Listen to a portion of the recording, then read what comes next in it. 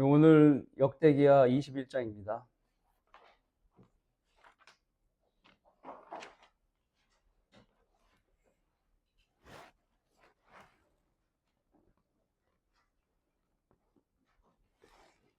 말씀은 21장 5절부터 8절만 읽겠습니다. 제가 5절 읽고 같은 방법으로 읽고 8절은 함께 읽겠습니다. 역대기야 21장 5절부터 제가 읽겠습니다. 여호람이 치리하기 시작했을 때 32세였으며 그가 예루살렘에서 8년을 치리하니라. 그가 아합의 기지에 행한 것과 같이 이스라엘 왕들의 길로 행하였으니 이는 아합의 딸이 그에게 아내가 되었음이더라. 그가 주의 악한 것을 행하였더라. 그러나 주께서는 다윗의 집을 멸하기를 원치 아니하셨으니 이는 다윗과 맺은 신 언약 때문이며 그분께서 다윗과 그의 아들들에게 영원한 빛을 주시기로 약속한 것 때문이더라. 여호람의 때에 에돔인들이 유다의 지배로부터 벗어나려고 반역을 하고 자기들에게 왕들을 세웠더라. 이 설교의 제목은 악한 사귐을 멀리하라. 자, 친구 따라 강남 간다는 말이 있습니다. 그가 좋은 친구면 좋은 인생의 결과가 따라오겠지만 나쁜 친구면 자기에게 비난만 따라오는 결과가 초래됩니다. 성경대로 믿는 사람들은 세대적 진리를 모르고 전천전주의를 믿지 못하는 사람과 사귐은 좋은 사귐이 될 수가 없습니다. 왜냐하면 성경을 문자적으로 그대로 믿지 못하는 소경들은 행위를 강조하는 사람들이 대부분이고 그들은 대부분이 이단 교리를 주장하기 때문입니다. 고린도전서 15장 33절에는 이렇게 말씀하십니다. 미혹되지 말라. 악한 사귐은 좋은 행실을 부패시키느니라. 바로 이단자나 우상 숭배자들과 교제는 나에게 영적 오물만을 묻게 만드는 일입니다. 자신도 모르게 묻게 되는 거예요. 부패가 안 된다고 억지 부리는 사람이 있습니다. 아, 나야 물론 내 수준이 어떤데 그런 사람들과 사귀어서 내가 오염이 되겠어. 그런 말을 하는 겁니다. 하지만 그도 역시 사람인지라 영적인 법칙에 벗어날 수가 없어요. 대부분은 배교자의 둥지를 틀고 마는 겁니다. 다른 집을 만드는 거예요.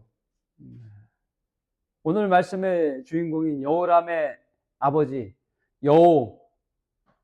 여호사밧의 잘못된 사귐은 아들에게 음행의 영을 가진 며느리를 바로 왕궁에 드리는 일부터 시작됐습니다. 그래서 문제가 시작된 거예요.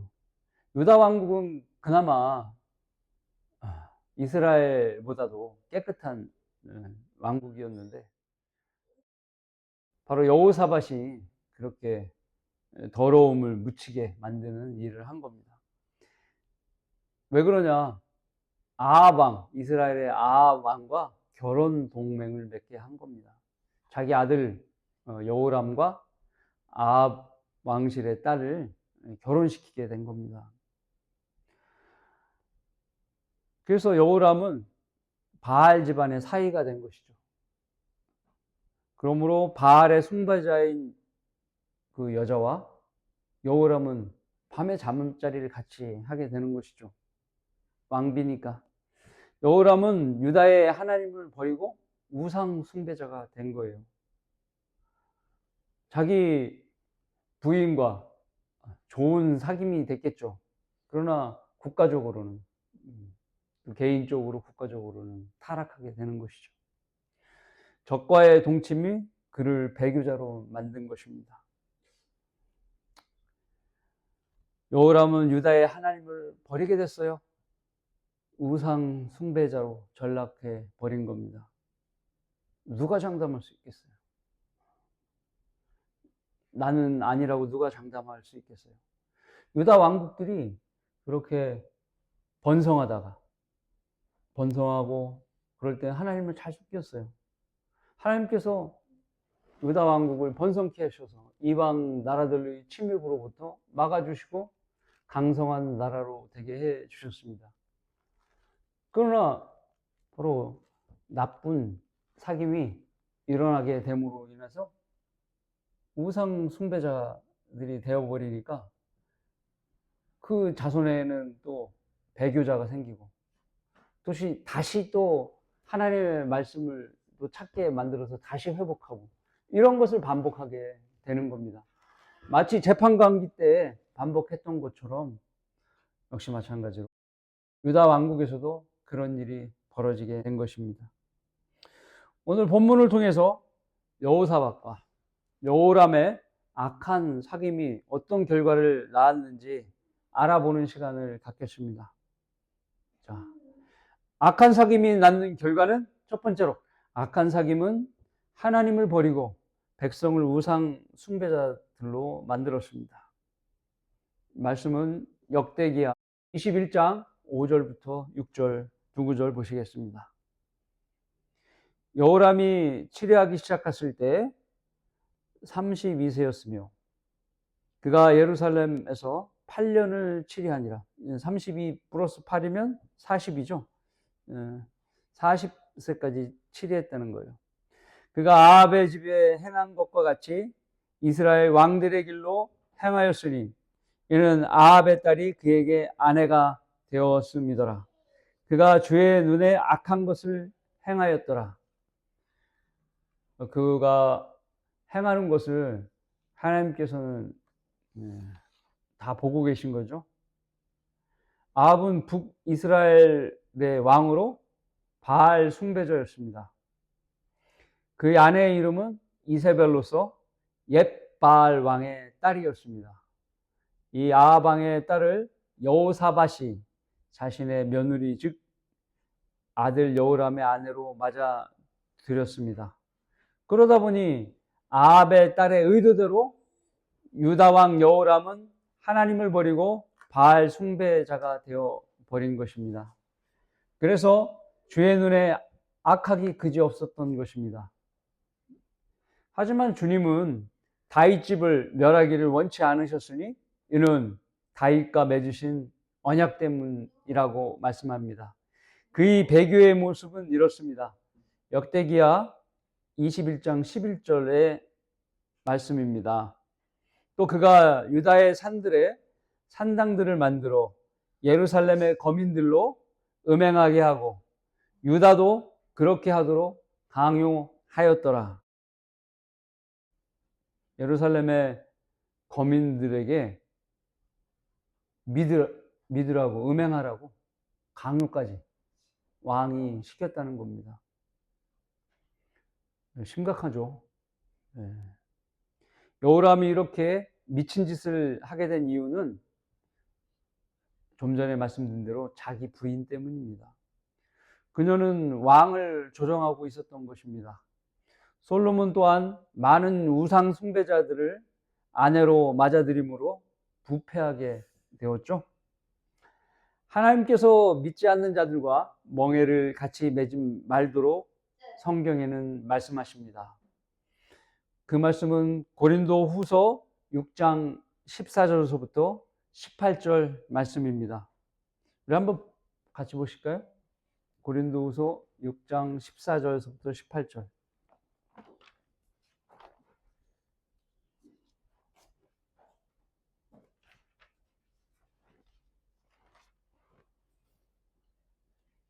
(14절) 보면부터 고린도후서 6장 14절. 믿지 않는 자들과 멍에를 같이 매지 말라. 멍에는 소가 두 마리의 소가 쟁기를 끌 때 등에다 매는 것으로 두 마리의 힘을 합치는 결과가 있습니다. 멍에를 맨 두 마리의 소는 한 마리가 더 빨리 갈 수가 없어요. 그 멍에 아래 같은 속도를 유지해야 되고 힘이 또 같이 합쳐지게 되는 겁니다. 의가 불의와 어찌 관계를 맺으며 빛이 어둠과 어찌 사귀겠느냐. 빛이 어둠과 사귈 수 없습니다. 빛은 빛이고 빛이 없으면 어둠이고, 네. 이분법적인 겁니다. 15절 그리스도가 벨리알과 어찌 조화를 이루며, 바로 그리스도와 벨리알은 이분법적으로 같이 조화를 이룰 수 없다는 거예요. 빛과 어둠과의 대조죠. 또한 믿는 자가 믿지 않는 자와 어떤 부분을 같이 하겠느냐. 역시 마찬가지입니다. 같이 할 수 없다는 겁니다. 하나님은 섞이는 거 싫어하시는 겁니다. 하나님의 성전과 우상들이 어찌 일치하겠느냐. 하나님의 성전과, 여러분은 하나님의 성전이 있지 않습니까? 여러분과 우상과는 합쳐질 수가 없는 것입니다. 하나님께서 말씀하시길 내가 그들 가운데 살 것이며 그들 가운데 다닐 것이며 나는 그들의 하나님이 되고 그들은 나의 백성이 되리라. 우리 안에 계신 성령 하나님께서 우리와 함께 계시고 우리는 하나님의 백성이 되는 것이죠. 그러므로 주가 말하노라 너희는 그들에게서 나와 따로 있고 더러운 것을 만지지 말라. 따로 있고 만지지 말라는 것은 성별을 얘기하는 거예요. 묻는다는 거예요. 오염된다는 거예요. 하나님께서 오염된다고 그러면 오염되는 거예요. 따로 나와 있어야 되는 거예요. 그래서 심지어는 귀를 내지 말라고 그러죠. 귀까지도. 소리를 듣지 말라고 이야기하는 겁니다. 내가 너희를 영접할 것이며 또 나는 너희에게 아버지가 되고 너희는 내 아들들과 딸들이 되리라. 전능하신 주가 말하노라 하셨느니라. 이렇게 이것이 바로 하나님께서 말씀하시는 성별의 기준입니다. 엄격하죠? 빛과 어둠, 절대로 섞일 수 없지 않습니까? 빛이면 빛이지 어둠은 어둠이고, 빛이 비치면 어둠은 물러가야 되는 것이고, 그렇습니다. 네. 그래서 이 말씀대로 여호람은 아내를 우상 숭배자인 아합의 딸에게 얻지 말아야 했던 것입니다.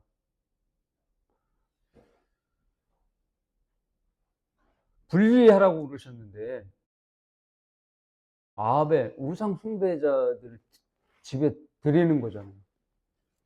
그럼 하나님 말씀은 완전 반대가 되는 것이죠. 우상 숭배자들과 일치하라 이렇게 돼버린 거잖아요 지금 현재.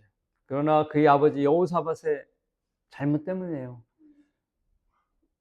아버지의 잘못이 아들에게까지 영향을 미친 것이죠. 아버지가 그렇게 하지 않았다면 하는 아쉬움이 있습니다. 또 우리 자녀를 둔 부모의 입장으로서도 이런 부분에서 아이들에게 명확하게 가르쳐 줘야 되는 거고 또 그것이 행동으로도 일깨워져야 되는 것입니다. 영적으로 부패한 집안에서 더러운 것들이 유다의 왕실로 유입이 되어 버린 것입니다. 그리고 왕이 아내의 영향으로 마귀가 들려 우상 숭배자가 되어 버린 겁니다. 영적인 악에 대한 하나님의 뜻은 무엇입니까? 잘못된 영에 대해 단호한 단절과 분리, 그것을 명령하신 것입니다. 더러운 존재들과 함께 살고 있었던 호흡하는 모든 동물들까지도 하나님께서는 제거하라고 얘기하셨죠. 그 말씀이 어디 있겠습니까? 사무엘상 15장 3절에 있습니다. 이제 가서 아말렉을 치되 그들이 소유한 모든 것을 완전히 멸하여 그들을 남겨두지 말지니 남자와 여자, 아기와 젖먹이, 소와 양, 낙타와 나귀를 다 죽이라 하셨나이다 한지라. 사람들은 말해요. 하나님 너무 잔인하지 않으십니까? 어찌 부끄러움을 모르는 아기까지, 젖먹이까지 다 죽이라고 말씀하십니까? 하나님은 사랑이 없으신 분입니다. 이렇게 얘기하는 거예요. 지금도 중동에서 전쟁이 일어나면은 그 전쟁 가운데 아니 어떻게 그렇게 팔레스타인들을 무참히 죽일 수 있습니까? 이렇게 신문 기사들이 나오고 그런 기사를 쓰는 거예요, 사람들이. 그러니까 하나님의 생각과는 틀린 거예요. 하나님께서는 악한 거 다 악한 거예요. 네. 악이라고 해서 악하지 않다. 이 부분은 이제 우상 숭배자들의 얘기예요. 지금 현 시대와는 차이가 있는 거죠. 그거랑 비교하시면 안 돼요. 이때 아말렉의 악은 아기와 젖먹이 호흡하는, 호흡 안에 왔다가 들락날락하는 존재가 있는 거예요. 영적인 존재. 그렇기 때문에 그 안에 소와 양, 낙타가 나귀까지 죽이라고 그랬죠. 그 호흡 안에 악한 영이 들락날락하고 산재하에 있는 거예요. 그러하기 때문에 죽이라고 얘기하신 거예요. 이것이 하나님께서 영적으로 부패한 자들과 그들과 함께한 더러운 영이 존재하는 모든 것들을 제거하라는 조치였습니다. 근데 이것은 또 약가예요. 이거보다 더 심한 게 있어요. 하나님의 성별 기준은 이보다 더 엄중해요. 저주받는 물건까지도 버려야 했던 겁니다. 그 말씀은 어디 있습니까? 여호수아 6장 18절에 있습니다. 여리고 성읍의 물건은 취해서는 안 되었던 겁니다. 그래서 너희는 어찌하든 저주받은 물건으로부터 스스로 주의하여 저주받은 물건을 취해서 너희 자신도 저주받지 않도록 하고 이스라엘 진영으로 저주받거나 고통을 당하지 않도록 하라. 이렇게 하나님께서 여리고 성읍을 치러 가기 전에 명령을 하셨는데 아이성 전투에 여리고성을 정복하고 난 다음에 아이성 전투에 참여하게 됐는데 계속 그 아이성 주민이 숫자가 적은데도 불구하고 계속 지는 거예요. 이스라엘 백성들이 많은 숫자가 죽게 되는 거예요. 원인을 나중에 밝혀봤더니 여리고 성읍에서 그 물건을 취한 사람이 있었던 거예요. 하나님 명령이 어긴 사람. 그가 아칸이에요. 세라의 아들인데 아칸이 바로 저주받을 물건을 갖고 왔는데 그게 뭐냐? 아름다운 바빌론제 옷 한 벌, 그리고 은 200세겔과 50세겔의 무게의 금덩이 하나를 취하여 죄를 지었습니다. 하나님께서 부정하다고 여기는 거에 대해서 갖고 왔기 때문에 많은 이스라엘 사람들이 죽게 된 겁니다. 그 결과를 여호수아 22장 20절에는 이렇게 말씀하는데요. 들어보세요. 세라의 아들 아칸이 저주를 받은 물건으로 범죄하여 진노가 이스라엘 온 회중에 떨어지지 아니하였느냐? 그의 죄악으로 멸망한 사람이 그 사람만이 아니었느니라 하더라 하니라. 많은 사람이 죽었습니다. 더러운 것으로부터의 성별은 아칸과 사울의 사례를 보더라도 하나님께서 매우 중요시 여기는 사항입니다. 그래서 성별은 내가 거룩하니 너희도 거룩하라. 빛이 어둠과 어떻게 사귀겠느냐. 하나님께서는 단호하신 거예요. 하나님을 사랑하는 사람들은 거룩한 삶을 추구해야 하나님께서 기뻐하시는 겁니다. 그렇기 때문에 항상 마음의 생각이나 입의 말이나 행동으로나 항상 거룩함을 유지하도록 노력을 해야 되는 것입니다. 그게 중요한 거예요. 유다의 여호람은 어떻습니까? 잠자리를 같이 하는 왕비가 더러운 바알의 숭배자였던 겁니다. 생각도 나누고 몸도 나누고 그러다 보니까 완전 마귀가 들린 거죠. 여호람은.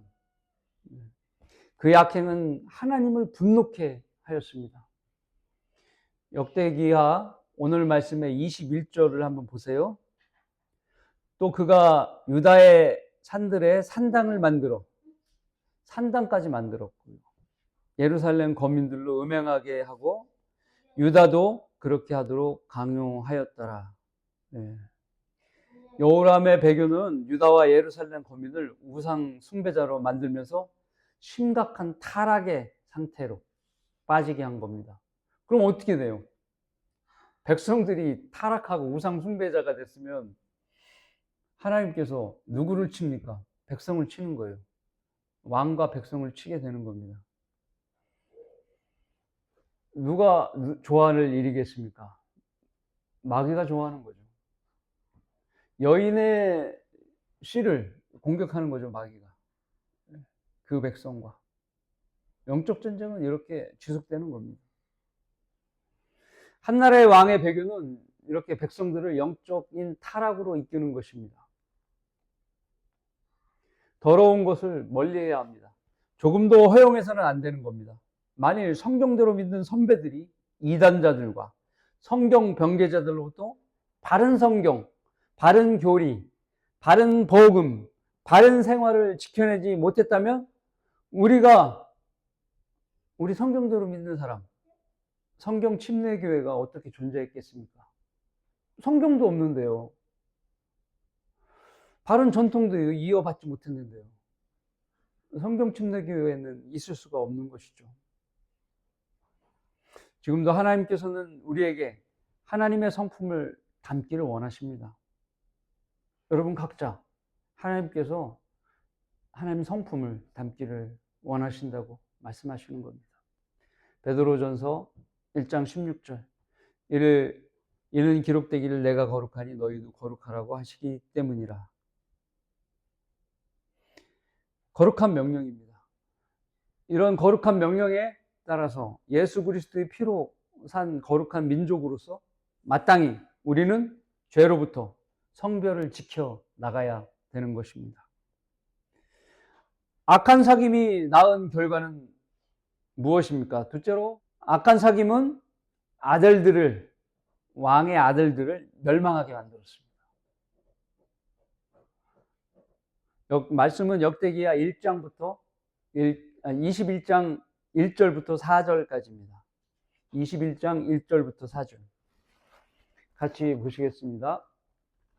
이제 여호사밧이 그의 조상들과 함께 잠드니 결혼 동맹을 맺게 한 아버지 여호사밧이 죽었습니다. 다윗 성읍에서 그의 조상들과 함께 장사되고 다윗 성읍에 왕들의 묘가 있습니다. 그 왕들의 묘에 장사된 겁니다. 그의 아들 여호람이 그를 대신하여 왕이 되니라.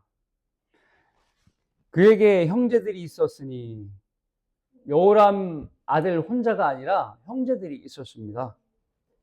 여호사밧의 아들들 곧 아사랴, 여이엘, 스가랴, 아사랴, 미스카엘, 스파티아요. 이들이 모두 이스라엘의 여호사밧 왕의 아들들이더라. 그들의 아버지가 그들에게 은과 금, 값진 것들로 된 큰 선물들을 유다에 있는 방벽진 성읍들과 함께 주었을 때 왕국은 여호람에게 주었으니 이는 그가 첫째로 난 자임이더라. 장남이라는 거예요, 여호람이. 그래서 장남에게는 왕의 자리를 주었다 이 말입니다. 여호람이 그의 아버지 왕국에 오르자 그가 스스로를 강건케 하여 그의 모든 형제들과 또 이스라엘의 고관들 중 몇을 칼로 죽였더라. 자, 왕이 되자마자 한 일이 무엇이냐? 스스로 강성케 했다는 거예요. 그가 스스로 강성케 한 거예요. 그래서 형제들을 죽이게 된 겁니다. 그리고 이스라엘의 고관들 중 몇을 죽인 거예요. 그러니까 형제들은 다 죽은 거죠. 네. 아버지 여호사밧의 잘못된 결정이 여호람을 이렇게 병들게 만든 거예요. 정신적으로. 네. 자기 형제들을 죽이고. 왜 그렇죠? 씨를 죽여야 되잖아요. 네. 마귀의 전략이에요. 씨를 제거하기 위한 전략. 네. 왕에 오른 여호람은 스스로 강성케 하였고 자신의 형제들을 죽이는 일을 벌인 거예요. 하나님의 도움 없이 강성한 국가를 만들려는 생각은 마귀적인 생각입니다. 자신의 힘과 권력으로 무엇을 이루고자 하는 사람들은 모두가 하나님의 말씀을 대적하기 때문입니다. 그리고 그렇잖아요. 창세기에서도 바벨탑을 쌓은 자들이 동일하게 이런 일을 벌인 겁니다. 창세기 11장 4절의 말씀은 이렇습니다. 또 그들이 말하기에 가서 우리를 위하여 매번 얘기하지만 국민을 위한 정치 누가 얘기했어요? 링컨이 얘기했죠. 그렇죠. 그것처럼 우리를 위해 성읍과 탑을 세우되 탑 꼭대기에 하늘에 닿도록 하여 우리 이름을 내자. 동일하죠? 우리가 우리를 위해 우리의 이름을 내자. 그래 우리가 온 지면에 멀리 흩어지지 않게 하자 하더라. 이것이 바로 왕국 건설자들의 주장인 거예요. 인간의 힘으로, 인간의 노력으로 왕국을 건설하려고 하는 노력인 거죠. 스스로 강성케 하는 거예요. 하나님 없이.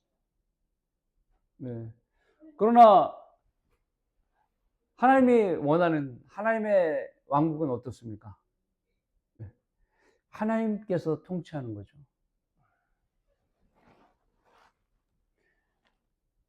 이들의 특징은 하나님을 대적하기 위해 자기들의 왕국을 세우려는 노력을 한 것입니다.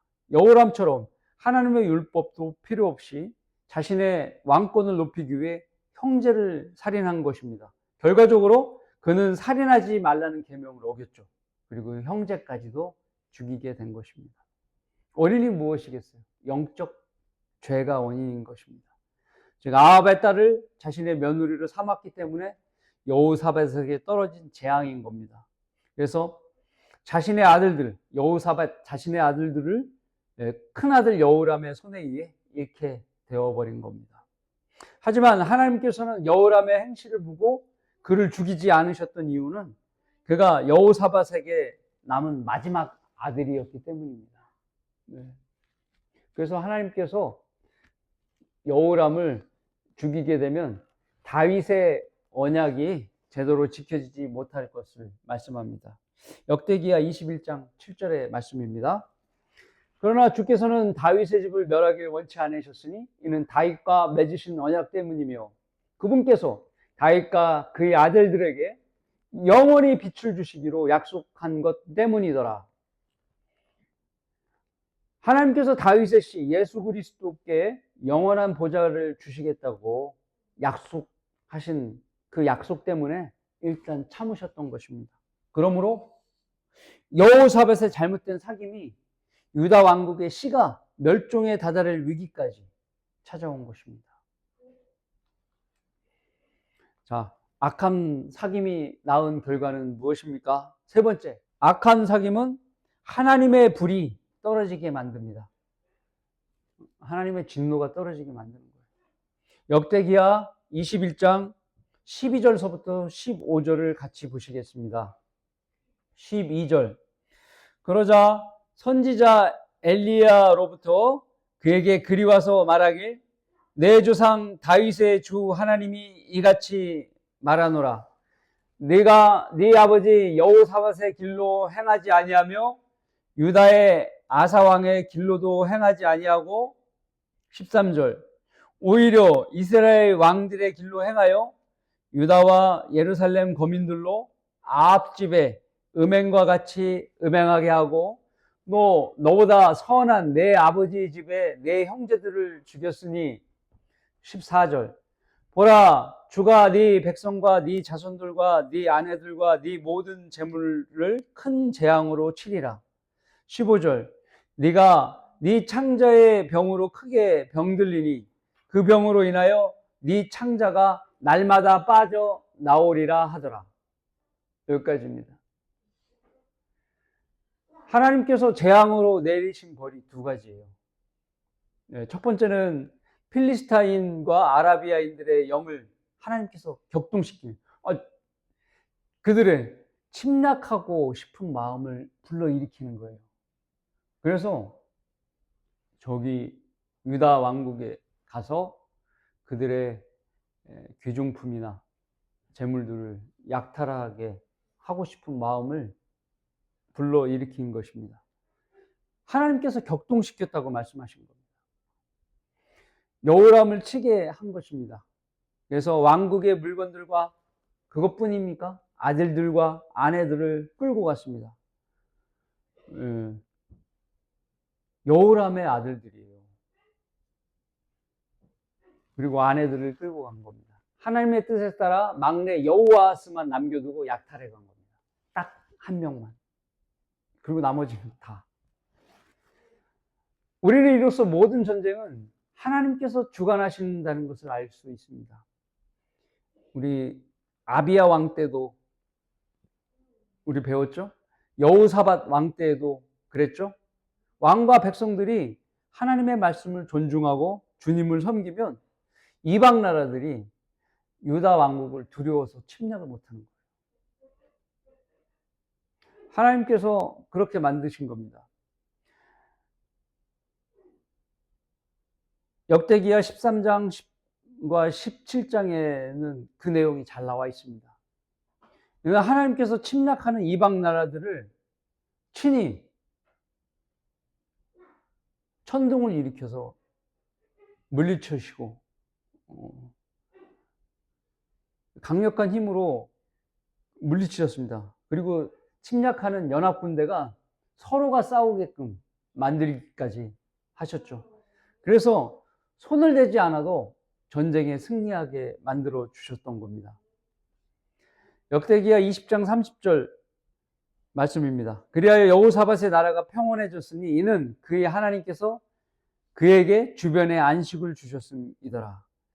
여호사밧이 말씀으로 하나님을 잘 섬기고 또 제사도 잘 지내고 그랬기 때문에 하나님께서 이방 나라들을 유다 왕국에 침입하지 못하도록 하셔서 유다 왕국이 평안하게 지낼 수 있었다라고 하나님의 말씀은 기록되어 있는 것입니다. 그러나 여호람과 유다 백성은 하나님을 버리고 바알 숭배를 했지 않았습니까? 그래서 하나님께서 그들을 벌하시고 오히려 전쟁의 영을 일으키게 하신 겁니다. 재앙이죠. 하나님 재앙의 종류가 전쟁, 질병, 기근. 그 재앙의 종류의 전쟁이 있는 겁니다. 이와 마찬가지로 바른 성경을 보존하고 보급하기 힘썼던 나라들의 번성의 역사를 통해서 우리는 하나님께서 그 나라를 번성케 하시고 강력하게 하신다는 사실을 잘 알 수 있습니다. 가장 예화로 많이 드는 나라가 어디예요? 대영제국이죠. 해가 지지 않는 나라.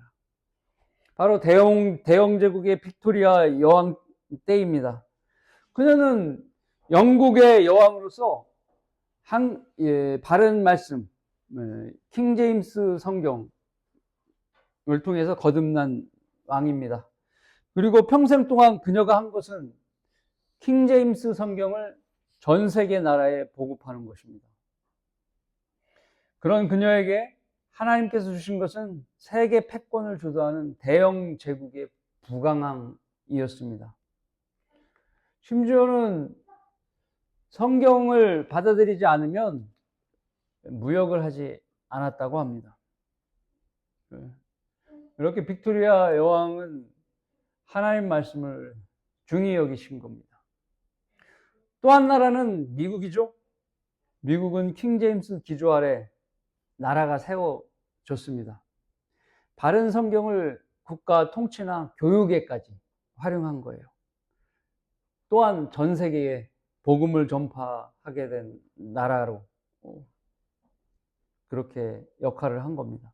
그랬더니 어때요? 전 세계에서 가장 부와 강력한 군사력을 소유하게 되었던 것입니다. 우리나라도 1994년에 한글 킹 제임스 성경을 보급하고 말씀을 전파하고 있습니다. 이로 인하여 우리나라도 전쟁이 사라졌습니다. 국가는 부강해졌어요. 우리 교회는 이 나라에서 유일하게 바른 복음을 전하는 유일한 교회입니다. 우리가 이 땅에서 사라지면 이 땅은 온통 전쟁과 질병과 재난이 발생할 겁니다. 사람들은 그것을 모르고 있습니다. 성경을 모르니 알 수가 없는 것이죠. 하나님께서 유다 왕국에 내린 재앙 두 번째는 무엇입니까? 그것은 여호람의 창자를 친 겁니다. 쳐서 불지평을 일으키게 만들으셨습니다. 그래서 그가 2년 후에 창자가 빠져나와 심한 병을 앓다 죽었다고 이야기합니다. 그리고 그는 왕들의 묘에는 묻히지 못하게 되었습니다. 다윗 성읍에 왕들의 묘가 있는데 그곳에 묻히지 못하는 불명예를 얻은 것이죠. 하나님을 버리면 하나님께서도 그를 버리는 겁니다. 하나님께서는 여호람이 비참하게 죽도록 벌을 내리셨습니다. 하나님께서는 주님을 사랑하고 잘 섬긴 자에게는 3, 4대까지 복을 내려주시지만 그와 반대인 자들에게는 3, 4대까지 재앙을 내리시는 분입니다. 신명기 4장 24절에는 이는 주 너희 하나님은 소멸케 하시는 불, 곧 질투하는 하나님이시라. 하나님의 인내를 시험했던 여호람은 진노의 불을 받은 것입니다. 원인은 자기 부인의 치맛바람에 놀아나 하나님을 버리고 바알을 따랐던 마귀의 자식이었기 때문입니다. 이 시대에도 하나님을 대적하고 조롱하는 자들은 하나님의 진노가 그들 위에 머물러 있는 것입니다. 주님께서 오래 참으심으로 그 진노의 불을 떨어뜨리지 않는 것이 그들에겐 기회죠. 그것이 기회예요. 그 기회를 놓치면 안 돼요. 심장이 뛰고 있을 때, 내가 이 몇 마디 말을 할 수 있을 때 주를 시인하고 주를 영접해야 되는 겁니다. 그게 유일한 길이에요. 지옥은 현실입니다. 생명이 다하는 날에는 곧바로 지옥불로 들어가는 것입니다. 영원히 타는 거예요. 예수 그리스도를 거부하면 한 사람도 예외가 없습니다. 데살로니가 후서 1장 8절 9절 하나님을 알지 못하는 자들과 우리 주 예수 그리스도의 복음에 순종치 아니한 자들은 불길 가운데 벌하시니 이러한 자들은 주의 임자와 그의 능력의 영광으로 떠나 영원한 멸망의 형벌을 받게 될 것이라. 하나님께서 명확하게 못을 박으셨습니다. 하나님을 버리는 거예요. 하나님께서 이 세상에 오셔서 창조주로서 다시 한번 창조하셨죠. 그 피로 죄 없는 세상, 죄 없는 사람을 만드는 다시 한번 창조를 이루신 건데 그걸 거부하면 지옥분이 갈 곳이 없는 거예요. 어제도 어린 초등학생의 악행을 보면서 놀랐습니다. 설교자 앞에서 전조지를 놓고 던지면서 거기 발로 밟는 그런 모습은 처음 봤어요. 여태까지. 그것도 어린애가. 너무나 기가 막혔습니다. 애들이 아닌 겁니다. 마귀가 정말 몇십 마리씩 붙어 있는 그런 마귀의 자식이었던 겁니다. 정말 화가 많이 났습니다. 그래도 참았죠. 우리 주님은 모든 것을 참으시고 나와 여러분 각자를 위해 죽음에까지 순종하셨지 않았습니까? 우리 주님을 보고 참아야 됩니다. 화내지 말고 그 간증을 잃지 않고 주님 오실 때까지 우리는 계속 전진해야 돼요. 복음을 위해서. 그러므로 우리는 주님을 위해서라면 자기 가족까지도 등질 수 있는 그런 성별의 의지가 있어야 되는 겁니다. 그렇지 않으면 성별하기 힘들어요. 결론을 맺습니다. 새가 떠돌아다니고 제비가 날아다닌 같이 까닭없는 저주도 임하지 않으리라. 잠언 26장 2절의 말씀입니다. 배교는 악한 사귐으로부터 시작됩니다. 그것이 배교의 이유입니다. 영적인 오염인 거죠. 배교는 그냥 일어나는 게 아니에요. 까닭없이 저주가 임하는 게 아니에요. 바로 악한 사귐으로부터 시작되는 겁니다. 등산하다 보면 가파르고 꼬부라진 길에 있는 나무는 사람들의 손을 타게 됩니다. 여러분도 등산을 해보셨지만 그렇게 꼬부라진 곳이나 가파른 곳에는 꼭 잡을 것이 필요해요. 나는 한 번 잡았을 뿐인데 그 나무는 수많은 사람들이 잡아서 맨질맨질합니다. 많은 사람의 손을 타게 되면 거칠었던 껍데기, 형질이 바뀌게 되는 것입니다. 순수성을 잃고 변질되는 거예요. 손때가 묻어서 그렇습니다. 자신의 세월을 자랑하지 마십시오. 여러분이 어떻게 전에 살았다는 것, 어떤 생활을 했다는 것 다 자랑하면 안 돼요. 그것은 전의 일이에요. 현재 여러분의 삶은 안전하십니까? 여러분은 현재의 사귐을 중요시해야 되는 거예요. 과거의 좋은 행실을 날려버릴 수 있기 때문에 그래요. 여러분 근처에 그런 악한 사귐이 있으면 주의를 살펴보셔야 되는 거예요. 하나님과 교제하는 일에 소홀하지 마십시오. 네. 그리고 하나님과 교제를 더 늘려가셔야 돼요.